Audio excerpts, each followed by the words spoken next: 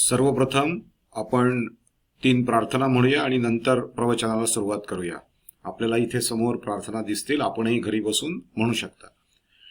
ओम स्थापकाय च धर्मस्य सर्वधर्मस्वरूपिणे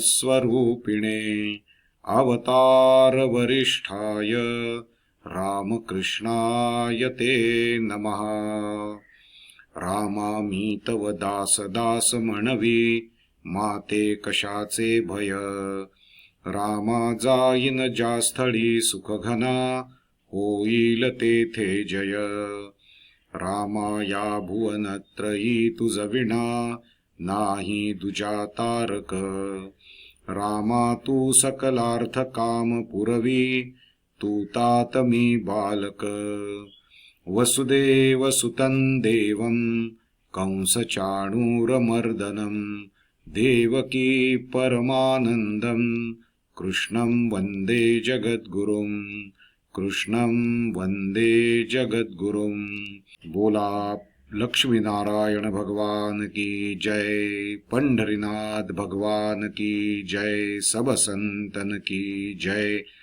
जय जय रघुवीर समर्थ. नमस्कार. श्रीमद भगवद्गीतेतील मुख्य विचार या विषयावरती आधारित असलेल्या या प्रवचनमालेतल्या 90व्या भागामध्ये मी शिरीष लिमये उपस्थित सर्व साधक बंधू भगिनींचं हार्दिक स्वागत करतो.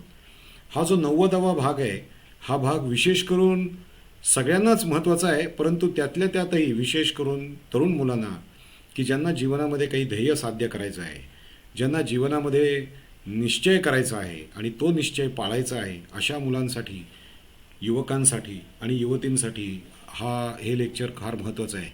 आपल्या परिचयातल्या युवकांना आवर्जून हे लेक्चर तुम्ही पाठवा. या ठिकाणी आपण पाहिलं 6व्या अध्यायातल्या 35व्या श्लोकात की श्रीकृष्ण सांगतात की असंशयम महाबाहो मनोदुर्निग्रहम चलम अभ्यासेन तू कौंतेय वैराग्येन च गुह्यते. तुझं मन एकाग्र होत नाही, चंचल आहे. चंचलम हि मनत कृष्ण. अर्जुनाने प्रश्न विचारला होता. चंचलम हि मनत कृष्ण प्रमाथी बलवदृढम तस्याहम निग्रहम मन्ये वायोरिव सुदुष्करम. तर प्रश्न बरोबर होता, त्याला उत्तर सुद्धा देताना कृष्णाने सांगितलं की अभ्यासेन तू कौंतेय वैराग्येन च गुह्यते. आपण मागच्या वेळेला पाहिलं की अभ्यास म्हणजे रिपिटेशन. अभ्यास म्हणजे चूक झाली पुन्हा सुधारा, चूक झाली पुन्हा सुधारा. आणि अभ्यासाचा दुसरा अर्थ या ठिकाणी 36व्या श्लोकामध्ये सांगितलेला आहे. त्यामध्ये भगवंत म्हणतायत असंयतात्मना योगो दुष्प्राप्य इति मे मतिः वश्यात्मना तु यतता शक्यो वाप्तुमुपायतः. संयमावीण हा योग न साधे मानितोचिमी परिसंयमवंतास उपाये साध्य होतसे. म्हणून तर सांगतायत की ज्याचं मन पूर्ण वश झालेलं नाही त्याला हा योग साधणं अवघड आहे, परंतु उपायपूर्वक निश्चयपूर्वक प्रयत्न करणाऱ्या माणसाला, तसंच ज्याचं मन वश झालेलं आहे अशा साधकाला हा योग प्राप्त होऊ शकतो. ही एकाग्रता प्राप्त होऊ शकते. एकाग्रता खूप आपण त्याच्यामधला बेसिक भाग पाहतोय एकाग्रता म्हणजे, पण भगवंत सांगतायत की योग साध्य होऊ शकतो, तो भगवंताशी जोडला जाऊ शकतो. भगवंताला सांगायचं आहे ते खूप उच्च गोष्ट सांगायची आहे, पण आपण त्याचा अर्थ एकाग्रता असा घेतलेला आहे आणि त्यामुळे एकाग्रता पहिली कशी साधता येईल ते आपण पाहतोय आणि त्यासाठी दृढ निश्चय आवश्यक आहे असं भगवंत सांगतायत. शक्यो वाप्तुम उपायतः. म्हणून की हे शक्य होऊ शकतं कधी, मन वश झालं आहे त्याला आणि प्रयत्न करणाऱ्याला आणि उपायपूर्वक प्रयत्न करणाऱ्याला म्हणजे दृढनिश्चयानं प्रयत्न करणाऱ्याला. आजच्या या प्रवचनामध्ये आपण दृढनिश्चय हा कसा साधायचा याच्याविषयी जरा चिंतन करूया. हा दृढनिश्चय कोणी कोणी साधला आणि त्यांना कशा पद्धतीने जीवनामध्ये फायदा झाला या गोष्टी आपण येथून पुढच्या काही प्रवचनांमध्ये पाहणार आहोत. स्वामी विवेकानंद आत्मविश्वासाबद्दल बोलताना म्हणतात की all power is in you, you can do anything and everything. तुमच्यात सर्व शक्ती वास करत आहे, तुम्ही काहीही करू शकता आणि तुम्ही सर्व काही करू शकता असं स्वामी विवेकानंद म्हणतात. मला आठवतं आहे मी एक छोटंसं कार्टून पाहिलं होतं. त्या कार्टूनमध्ये एक मांजर आहे आणि त्या मांजराला बिस्किटं खायची आहेत, पण ती बिस्किटं रेफ्रिजरेटरच्या वरती ठेवलेली आहेत आणि ते कार्टून आहे. ते मांजर विचार करतं की मी कशा कशा पद्धतीने हे बिस्किट खाऊ शकेन. म्हणजे त्याचा दृढ निश्चय किती आहे बघा, मला बिस्किट खायचंच आहे, मी काय काय करू शकतो ते बिस्किट खायला. त्या सगळे त्यांनी उपाय केले. म्हणून उपायपूर्वक म्हणतात ना, ते दृढनिश्चयानं उपायतः असं म्हटलेलं आहे इथे. तो काय काय उपाय करतो. तो उंच उडी मारण्याचा प्रयत्न करतो, पोचू शकत नाही कारण त्याची उडी सरळ असते आणि त्याला पुढे जायचं असतं आणि त्या ठिकाणी एक बरणी आणि त्या बरणीमध्ये बिस्किट असतात. मग तो वेगळा उपाय करतो. तो स्वतःला वरती फेकतो आणि तिथे पॅराशूटनी लँड व्हायचा प्रयत्न करतो, तरी जमत नाही. त्याच्यानंतर तो त्या याच्यात खड्डा खणतो, रेफ्रिजरेटरच्या भोवती खड्डा खणतो आणि तो फ्रीज जेव्हा खाली जायला लागतो तेव्हा बरोबर ते बिस्किट उचलण्याचा प्रयत्न करतो, परंतु त्याला ते जमत नाही. असे असंख्य प्रयत्न तो करतो, परंतु शेवटी जेव्हा ते बिस्किट त्याला मिळतं त्यावेळेला त्या ठिकाणी ती जी बरणी असते ती बरणी त्याच्या डोक्यामध्ये जाते आणि बिस्किट त्याला समोर दिसत असतं. असं तो विनोदी आहे कारण की ते कार्टूनच आहे. पण यातनं शिकायचं आहे काय, की मला जे ध्येय साध्य करायचं आहे ते साध्य करण्यासाठी इतर लोक हसतायत का इतर लोक माझी टिंगल करतायत या गोष्टी महत्त्वाच्या नसून माझं ठरवलेलं ध्येय साध्य करण्यासाठी मी वेगवेगळ्या मार्गानं प्रयत्न करीन, ही गोष्ट फार महत्त्वाची आहे. APJ अब्दुल कलाम असं म्हणतात की dreams are not what you see in sleep, but they are the things that do not let you sleep, असं अब्दुल कलाम म्हणतात. अब्दुल कलाम म्हणतात की स्वप्न म्हणजे ते नाही की जे तुम्ही झोपलेले असताना दिसतं. अरे स्वप्न म्हणजे ते की जे तुम्हाला झोपू देत नाही त्याला स्वप्न असं म्हणतात, असं APJ अब्दुल कलाम म्हणतात. म्हणून आपल्याला आपली जी इच्छा आहे त्या इच्छेचं किंवा स्वप्नाचं किंवा ध्येयाचं रूपांतरण करायला पाहिजे आणि ते रूपांतरण दृढनिश्चयामध्ये व्हायला पाहिजे. म्हणून पहिल्यांदा एखादी इच्छा निर्माण होते की नाही माझं मन मला एकाग्र करायचं आहे, मला भगवंताची प्राप्ती करायची आहे, मला योग साधायचा आहे. अर्थात भगवंताची प्राप्ती हा सगळ्यांचाच उद्देश असेल असं नाही, असला पाहिजे पण असतो असं नाही लक्षात घ्या. म्हणून सुरुवातीला आपलं ध्येय छोटं असू शकेल की मला BCom करायचं आहे, MCom करायचं आहे, PhD करायचं आहे, मला नोकरी मिळवायची आहे, मला चांगल्या पद्धतीची पोस्ट मिळवायची आहे वगैरे वगैरे, MPSC UPSC करायचं आहे, चांगली मला पोस्ट मिळवायची आहे वगैरे, ही इच्छा आहे. त्याचं ध्येयात रूपांतरण व्हायला पाहिजे आणि ध्येयाचं रूपांतरण दृढनिश्चयात व्हायला पाहिजे. म्हणून आपली जी ड्रीम्स आहेत ती सगळी ड्रीम्स आपण स्ट्रॉंग डिटर्मिनेशनमध्ये कन्व्हर्ट केलेली पाहिजेत. म्हणून सर्वप्रथम हे ठरवलं पाहिजे की मला जीवनात काय करायचं आहे, मला जीवनात काय करायचं आहे ते आधी ठरवलं गेलं पाहिजे. आणि जे जीवनात करायचं आहे ते ठरवायचं कसं. म्हणून असं सांगतात की तुमचं जे ध्येय असेल ते ध्येय स्पेसिफिक असलं पाहिजे. म्हणजे स्मार्ट ध्येय असलं पाहिजे. तर स्मार्टमधला पहिला S म्हणजे स्पेसिफिक. ध्येय हे स्पेसिफिक असावं, म्हणजे ते गुळमुळीत नसावं. जर असं झालं तर असं वगैरे अशा त्याच्यातल्या भाषा नसाव्या, जर तरची भाषा नसावी, गुळमुळीत नसावं. जे ध्येय मी ठरवीन ते ध्येय मोजमाप करायला शक्य असावं, मेजरेबल असावं. Specific, measurable. तिसरी गोष्ट आहे अचिवेबल पाहिजे, ते साध्य करण्याच्या कक्षेतलं पाहिजे. मी जर उगाच म्हटलं मी चंद्रावर पाय ठेवेन, मी सायन्सचा विद्यार्थी नाही, माझं वय आता 60 वर्षाचं आहे. आता मी जर असं ध्येय ठेवलं मी चंद्रावर पाय ठेवेन तर कदाचित तो मृत्यूनंतरच ठेवावा लागेल. म्हणून वाटेल ते ध्येय असतं कामा नये, साध्य करण्याच्या कक्षेतलं ध्येय असलं पाहिजे. हे ध्येय रिअलिस्टिक असलं पाहिजे. R for realistic, SMART smart, त्याचा लॉंग फॉर्म पाहतोय आपण. S for specific, M for measurable, A for achievable, R for realistic. ध्येय रिअलिस्टिक असलं पाहिजे, माझ्या वास्तवामध्ये मी उतरवू शकेन असं ध्येय पाहिजे. मी CA करीन, ICWA करीन असं ध्येय BComचा विद्यार्थी ठेवू शकतो, किंवा मी MSc करीन, मी PhD करीन हे सायन्सचा विद्यार्थी ठरू शकतो, आर्ट्सचा विद्यार्थी ठरू शकतो. आणि नंतर आहे ते म्हणजे स्मार्टमधला T, SMART. T म्हणजे टाईम बाउंड असलं पाहिजे. त्या ध्येयाच्या साध्य करायला काहीतरी काळाची मर्यादा असली पाहिजे की इथून पुढच्या 1 महिन्यात, इथून पुढच्या वर्षात, इथून पुढच्या 5 वर्षात अशी काहीतरी कालमर्यादा त्याला घातली पाहिजे. आणि या स्मार्ट नंतर सुद्धा 2 गोष्टी महत्त्वाच्या आहेत, त्या म्हणजे DP, म्हणजे डी फॉर डॉक्युमेंटेड. ते ध्येय लिहिलेलं असलं पाहिजे आपल्या घराच्या दरवाजाच्या पाठीमागच्या बाजूला, किंवा कुठेतरी ते ध्येय लिहिलेलं असलं पाहिजे आपल्या वहीवरती. आपण ते नियमित पाहायला पाहिजे, वाचलं पाहिजे, नियमित लिहिलं पाहिजे.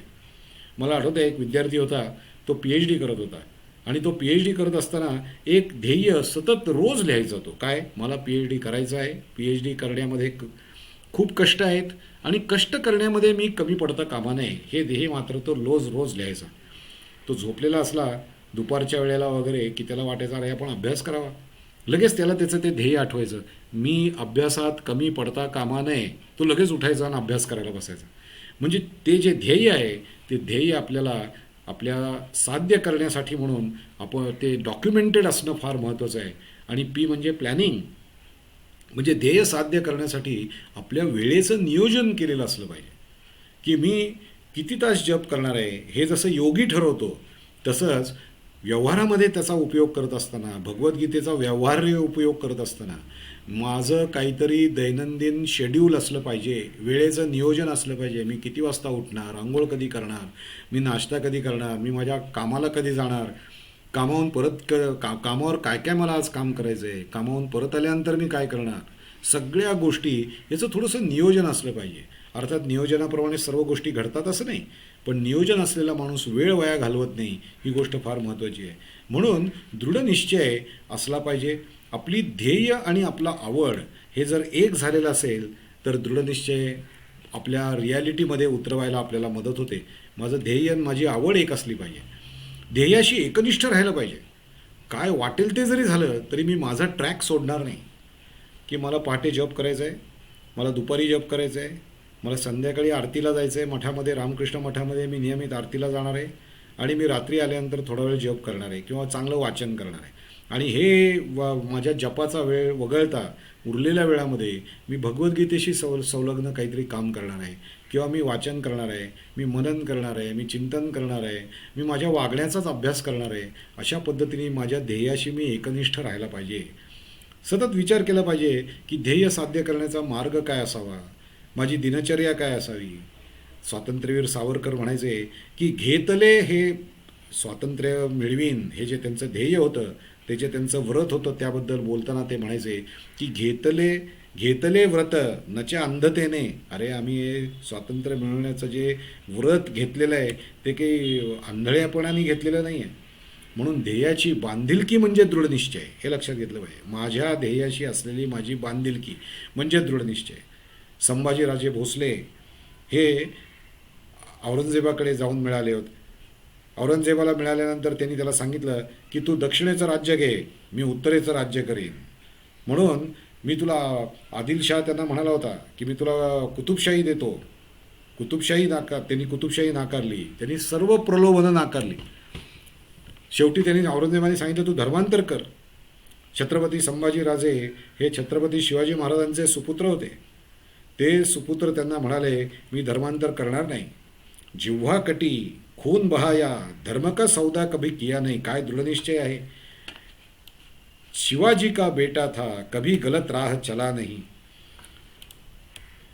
पुढे म्हणतात तेज पुंज तेजस्वी आंखें निकाली गई पर झुका नहीं, दृष्टि गई पर राष्ट्रोन्नति का दिव्य स्वप्न कभी मिटा नहीं, हाथ कटे तो क्या हुआ, सत्कर्म कभी छुटा नहीं, ध्येय मार्ग से हटा नहीं. असे होते आपले छत्रपती संभाजी महाराज. म्हणजे दृढनिश्चय किती होता. मी माझं धर्मांतर करणार नाही, मी अशा पद्धतीने तुम्हाला सामील होणार नाही.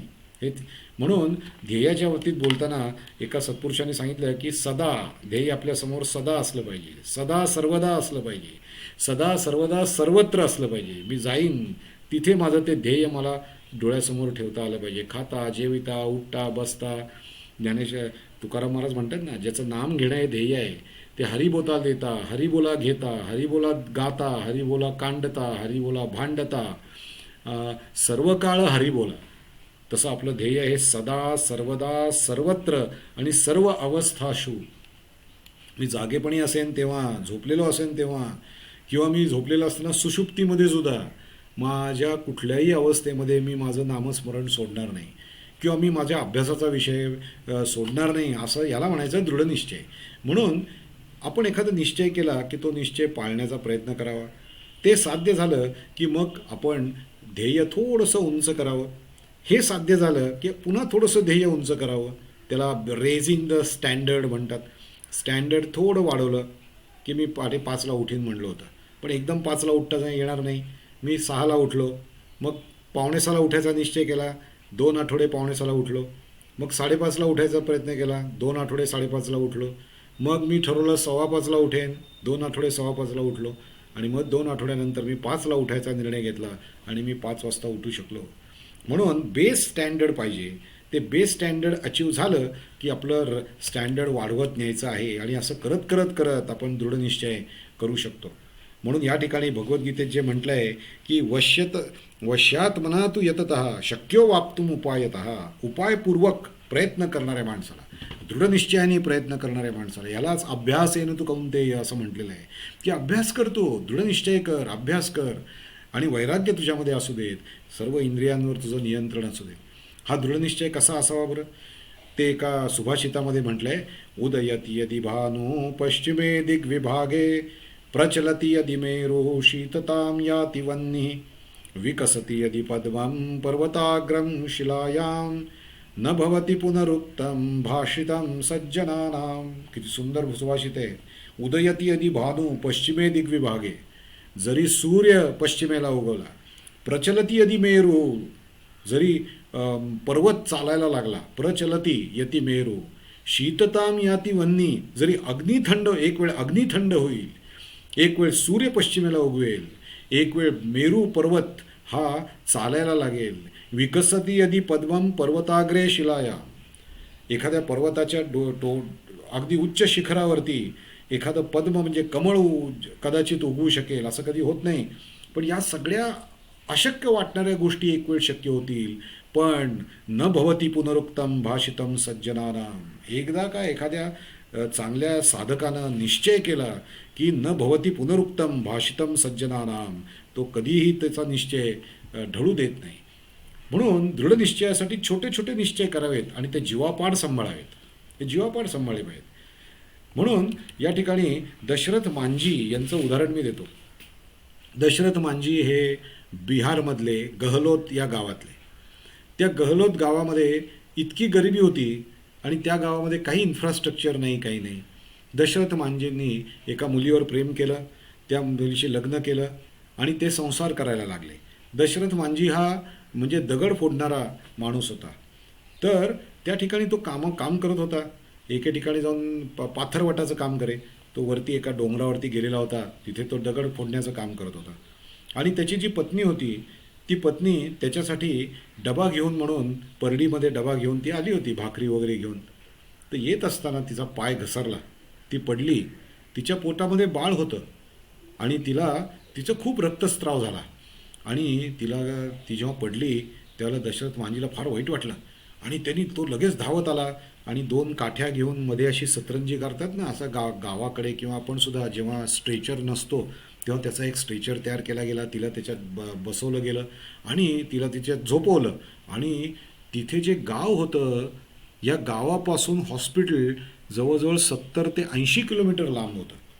आणि गावापासून हॉस्पिटलकडे जायला मध्ये एक डोंगर होता आणि इथपासून त्या डोंगराला वळसा घालून इथपर्यंत जाईपर्यंत त्या ठिकाणी ते गेले, पोचले.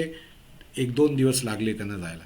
आणि तिथं ते पोचल्यावरती डॉक्टरने लगेच तिला ऑपरेशन थिएटरवरती घेतलं आणि ऑपरेशन टेबलवरती घेतलं. ऑपरेशन सुरू झालं आणि तिला मुलगा झाला.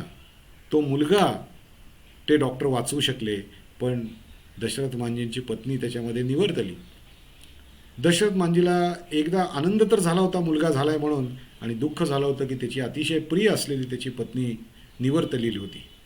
दशरथ मांझीच्या मनात विचार आला की मला जो त्रास सहन करायला लागला, हा त्रास गावकऱ्यांना सहन करायला लागता कामा नये. माझ्या गावातही काही म्हणजे लोक आहेत, त्यांनासुद्धा दवाखान्याची आवश्यकता असते आणि दवाखान्यात जाण्यासाठी त्यांना 2 दिवस पायी असं चालत जावं लागतं. आजारी माणूस कसं काय चालू शकेल? म्हणून दशरथ मांझीने त्या डोंगराकडे पाहिलं आणि त्या डोंगराला म्हटला, दशरथ मांझी म्हणाले की तुझ्यामुळे माझी बायको गेली, तू जर नसतास तर आम्ही लगेच इथे पोचलो असतो आणि माझी बायको वाचू शकली असती. परंतु मी तुला आता फोडीन, मी तुला आता फोडीन असं दशरथ मांजी म्हणाले.